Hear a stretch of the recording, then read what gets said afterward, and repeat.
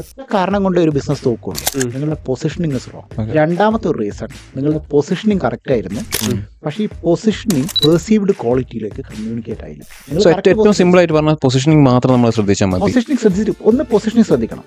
You have like correct ആയിട്ട് നമ്മൾ position ചെയ്യണം. രണ്ടാമത്തെ കാര്യം, ഈ പൊസിഷൻ ചെയ്ത് കറക്റ്റ് ആണെന്ന് നിങ്ങൾക്ക് മാത്രം അറിഞ്ഞാൽ പോരാ, നിങ്ങളുടെ പൊസിഷനിങ് കമ്മ്യൂണിക്കേറ്റ് ചെയ്യാം.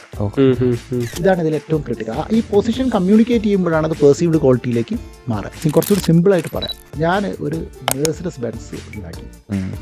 ഞാൻ ഉണ്ടാക്കിയത് ബെൻസാണ്.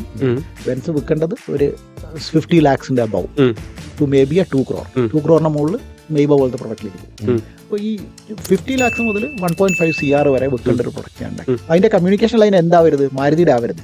പ്രൊഡക്റ്റിന്റെ പൊസിഷനിങ് അതിന്റെ അതേ പൊസിഷനിലേക്ക് നമ്മുടെ കമ്മ്യൂണിക്കേഷൻ ലൈനും അലൈൻഡ് ആവണം. ഇതിൽ പരാജയപ്പെടുന്ന ഒരുപാട് കമ്പനീനെ ഞാൻ കണ്ടിട്ടുണ്ട്.